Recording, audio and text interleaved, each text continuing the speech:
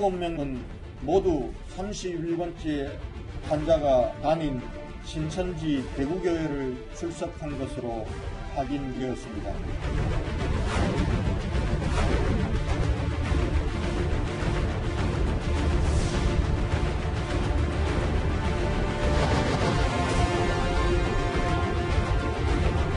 대구시를 봉쇄하거나 이런 것을 검토한 바 없습니다.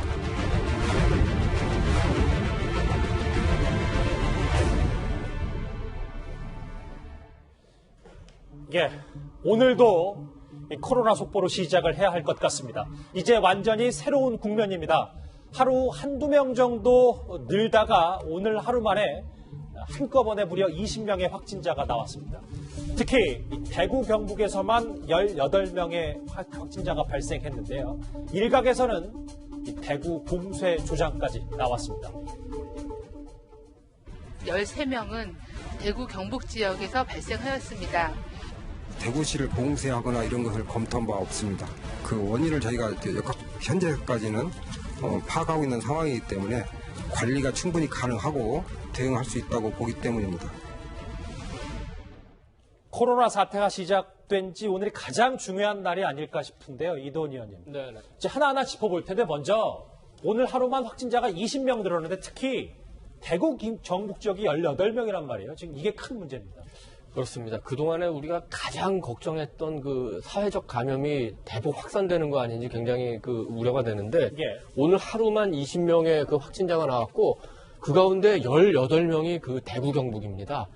대구 지금 영남 지역에서는 그동안 그 확진자가 없다가 어제 처음으로 확진자가 나왔는데 하루 만에 지금 20명 가운데 18명이 그 대구 경북 지역에서 나왔으니까 대구 지역의 우려가 굉장히 크고 예. 또 그 가운데 그 15분이 그 어제 처음 공개됐던 31번 그 확진자로부터 나왔기 때문에 맞아요. 이 집단 감염, 슈퍼 전파자 이런 우려까지 나옵니다. 그리고 전체적으로 보면 서울에서 처음으로 그 11살 어린이가 감염이 됐는데 그동안은 어린이들은 상대적으로 조금 안전한 거 아닌가 이런 분석도 있었습니다만 어린이가 감염됐고 또 서울 성동구에서도 또다시 원인을 알 수 없는 감염자가 나왔기 때문에 예.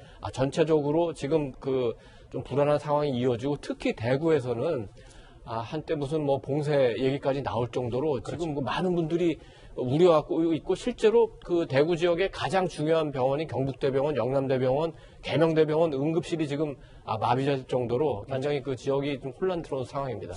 전 교수님, 네. 전문가시잖아요. 그 정부는 뭐 대구 봉쇄까지는 너무 앞서간 얘기다라고 하고 있지만 네. 이번 상황을 받아내는 인식 자체가 매우 달라질 수밖에 없을 것 같아요. 네, 사실 어느 지역을 봉쇄한다는 것은 우리 방역 당국이 그런 상황을 검토를 할 수가 없습니다.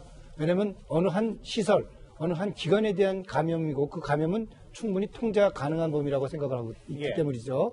특히 이제 이번 31번 환자는 그 31번 자체는 감염원을 알 수 없지만 이 환자와의 접촉된 사람들은 지금 다 통제가 가능합니다. 아하. 물론 이제 수가 많기 때문에 예. 관리에 어려움은 있겠습니다만 현재 이 방역 당국이 갖고 있는 그런 진단 그 능력이라든지 또 시설에 대한 격리라든지 그런 것들을 비춰봤을 때 좀은 힘은 좀 들겠지만 그 이 확진하고 이런 그 격리하고 이런 것들은 시간 내에 충분히 할 수 있다 저는 그렇게 생각을 합니다. 알겠습니다. 오늘 하루 만에 20명의 확진자가 늘면서 총 51명이 됐습니다.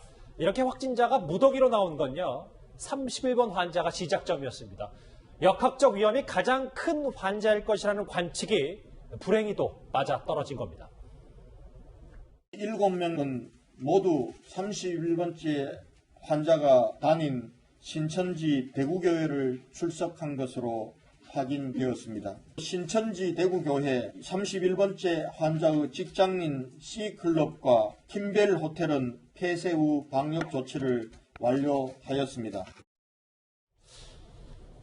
장혜철 평론가님, 그런데 지금 화면에 나온 것처럼 이 부분, 이제 신천지 교회 얘기를 좀 안 해볼 수가 없는 게 대구 경북에서 18명, 그런데 31번 환자가 15명으로 연관이 되게 이제 감염이 됐단 말이죠. 그 중심에 바로 대구의 신천지 교회가 있습니다.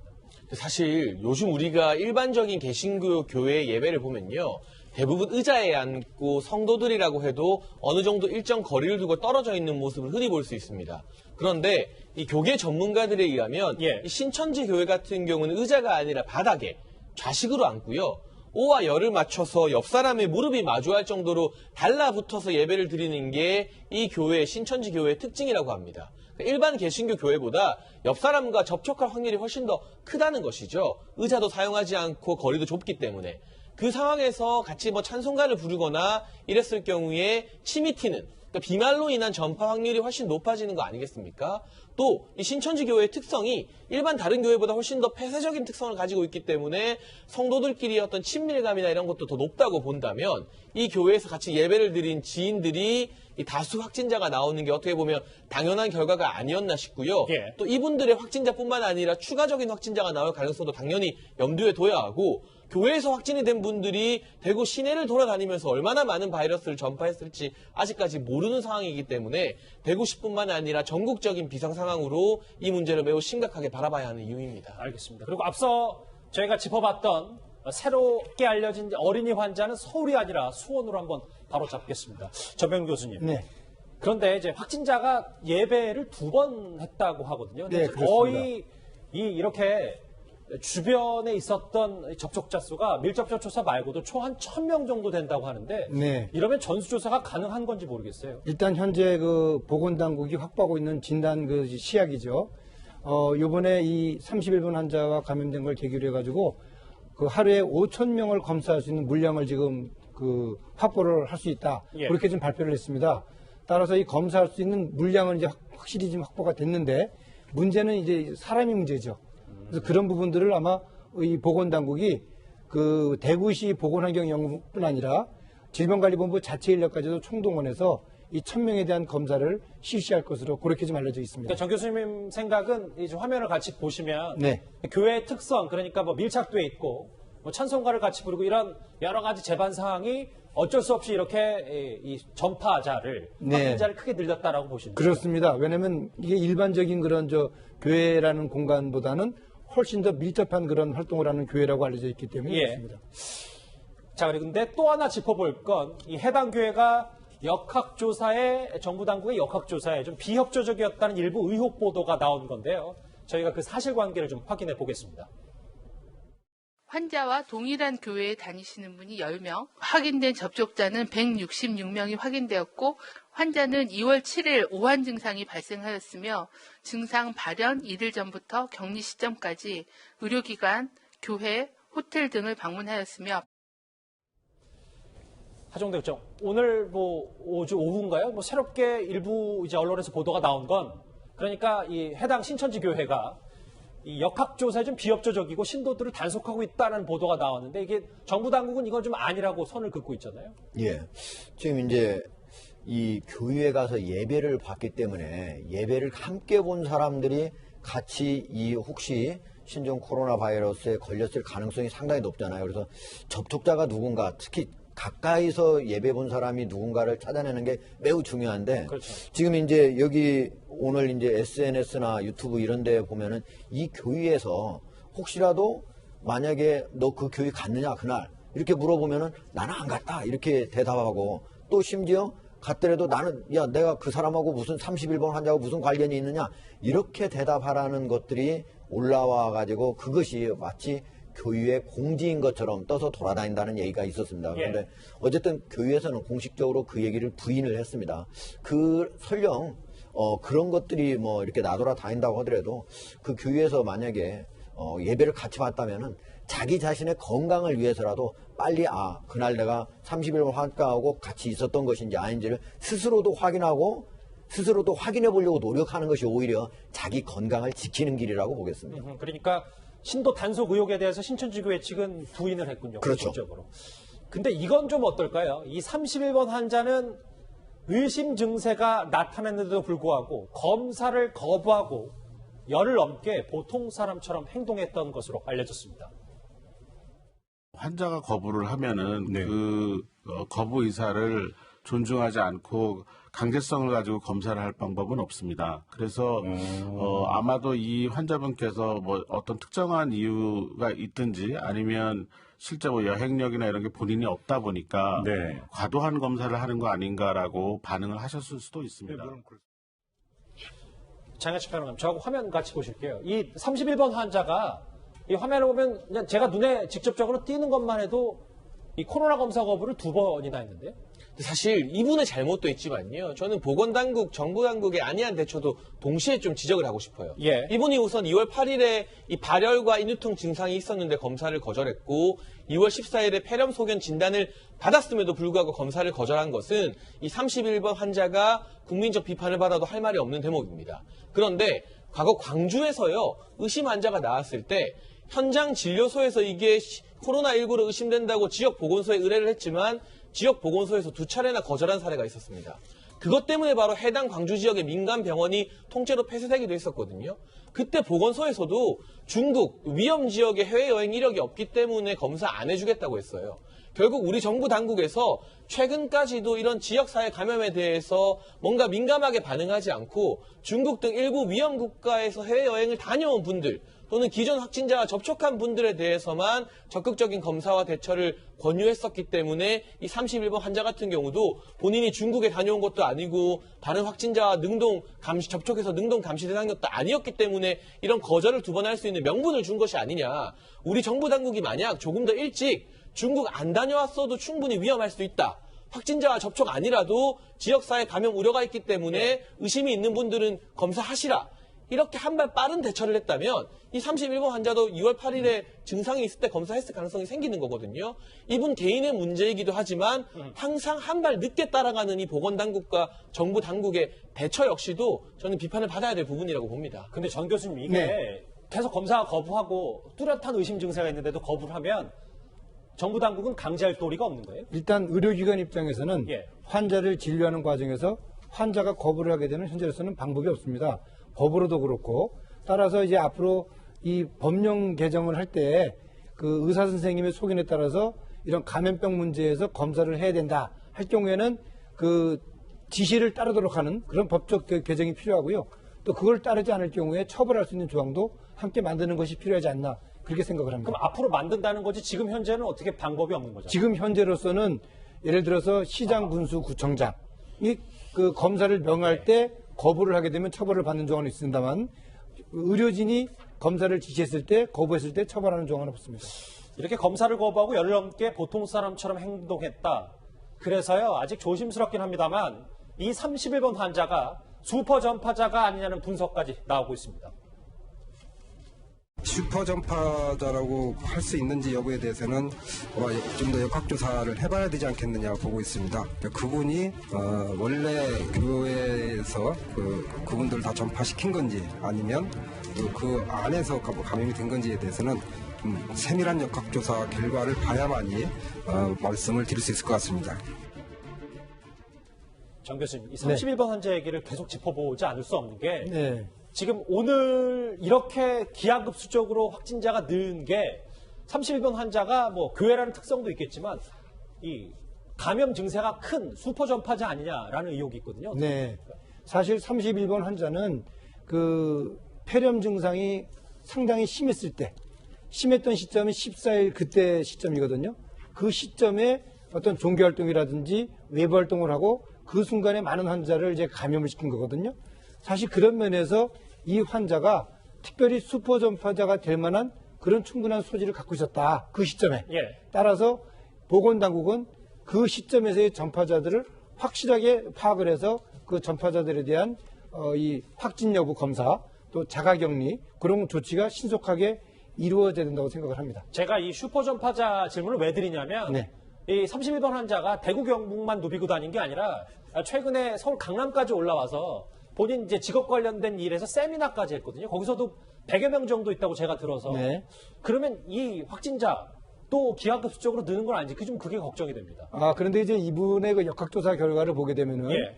7일경부터 증상이 있었다고 합니다. 예. 그러니까 이제 이분이 서울을 갔을 때는 일종의 잠복 기간으로 보면 좋을 것 같아요. 그래서 잠복 기간 중에 환자를 만질 수 있는 감염을 할 수 있는 그런 가능성은 대단히 낮다. 그렇게 저는 보고 있습니다. 예. 근데 이제 이번 이제 우한 코로나 바이러스의 특징이 뭐냐면요. 증상이 메르스나 사스 때는 증상이 거의 비슷하게 나오잖아요. 네. 근데 이번 같은 경우는 매우 증상이 다양하게 나타난다는 거예요. 그러니까 80%는 예를 들면은 무증상이거나 아니면 감기 정도, 내가 잠시 독감에 걸렸다 이 정도에서 넘어갈 수도 있고 폐렴까지 가는 사람은 약 20%. 그 중에서도 이제 숨지는 사람, 이런 사람은 지금 한 4, 5% 정도뿐이 안 되거든요. 예. 그렇기 때문에 자기 자신이 내가 이거 우한 폐렴 아닌 거 아니야? 지금 이분 같은 경우에 지금 31번 같은 경우에도 10일에 이미 의사로부터 당신은 좀 한번 진단을 받아보는 게 낫겠다 했는데도 그걸 계속적으로 2번이나 거부를 한 거거든요. 결국 18일에서야 확진이 나왔습니다. 그 사이가 무려 8일간의 기간이 있잖아요. 이 사이에 여러 곳을 다녔습니다. 그러다 보니까 접촉자가 많아진 겁니다. 그렇기 때문에 앞으로는 이번에 있는 이번 코로나 바이러스 같으면 내가 굳이 폐렴까지 안 오더라도 예. 의사가 당신은 좀 받아봤으면 좋겠다 한다면은 빨리 거기에 응해서 받는 것이 매우 중요하다는 거. 심지어 이걸 걸리더라도 무증상으로도 나을 수도 있고 독감 정도로 보고 자기 스스로도 나을 수 있다는 걸. 단순한 감기 증상이 그렇죠. 밖에 나올 수밖에 없는 게. 예, 이런 80% 정도가 경미한 증상이라고 하는 게 이미 중국에서도 확인되고 있습니다. 오늘 하루만 18명의 확진자가 늘어난 대구는 불안감에 휩싸일 수밖에 없습니다.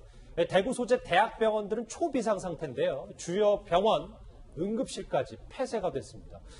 이도현 의원님. 네. 그럼 이제 역설적으로 봤을 때 지금 대구 경북 지역에 있는 분들이 갑자기 이제 몸이 아프다거나 코로나 바이러스 증세를 호소하면 그럼 병원을 어떻게 가야 됩니까? 바로 그게 문제인데 왜 대구 지역의 중요한 병원들이 다 문을 닫았냐면은 그 확진을 받기 전에 어떤 증상이 있는 환자들이 우선 급하니까 응급실을 찾게 되죠. 근데 거기서 만약에 진단이 된다면은 응급실을 폐쇄할 수밖에 없지 않습니까? 예. 그래서 지금 경북대병원, 계명대 동산병원, 영남대병원이 다 이제 응급실 폐쇄가 됐는데 앞으로 사회적 감염이 확산되면은 공공의료기관이나 이런 큰 병원만으로는 다 감당하기 어려운 상황이 됩니다. 그렇죠. 그렇게 되면 개인 병원까지 합쳐서 작은 병원도 이른바 총동원 체제가 돼야 되는데 그럴 때 바로 그 정부의 역할이 굉장히 중요해지는 겁니다. 자, 그런데요, 지금 대구 경북 중심으로 그리고 신천지교회에서 15명 그리고 대구 경북 그러니까 31번 환자와 관련된 이 감염자가 15명이기 때문에 신천지교회 중심으로 저희가 설명을 해드렸는데 또 하나 짚어볼 게 있습니다. 코로나19에서 어린이는 비교적 안전할 것이라는 공식도 오늘 깨졌습니다. 32번째 환자는 09년생 한국 국적입니다. 15번째 환자 및 20번째 환자의 접촉자로서 20번째 환자의 딸입니다. 초등학생이며 해당 학교는 1월 3일부터 방학 중이어서 학교에 나가지는 않았습니다. 정 교수님, 지금 수원에 있는 11살짜리 초등학생이 양성 판정이 나왔는데 글쎄 꽤 일반 성인이 아니니까 많이 불안할 것 같은데 현재 상태는 좀 어떻다고 합니까? 지금 보건당국의 발표에 따르면은 증상은 경미하다고 합니다. 그리고 이제 그동안의 중국에서의 환자들에 대한 분석 보고서를 보더라도 이 10대 이하의 어린아이들은 성년층에 비해서 감염의 빈도가 상당히 낮다. 그리고 감염이 되더라도 증상이 경미하고 자연적으로 치료되는 경우가 많다. 그러나 그렇다고 해서 이 아이들이 감염력이 없는 것은 아니다. 오히려 증상이 가볍기 때문에 감염 사실을 모르는 상황에서 더 많은 환자를 만들 수가 있다. 따라서 이런 아동들에 대한 관리가 더더욱 중요하다. 그렇게 발표를 했거든요. 예. 따라서 우리 보건당국이 이번에 이 11세 아동에 대한 확진 검사를 하게 된 것은 상당한 의미가 있다. 저는 그렇게 보고요.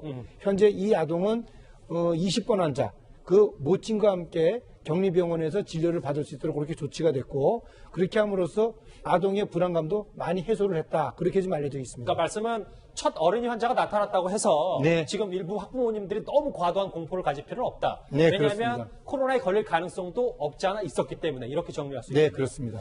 그런데 또 하나 있어요. 지금 오늘 첫 어린이 환자가 나온 것 말고 서울 성동구에서는 언제 어디서 누구한테 이 코로나를 옮았는지 모르는 노인 확진자가 또 나왔습니다.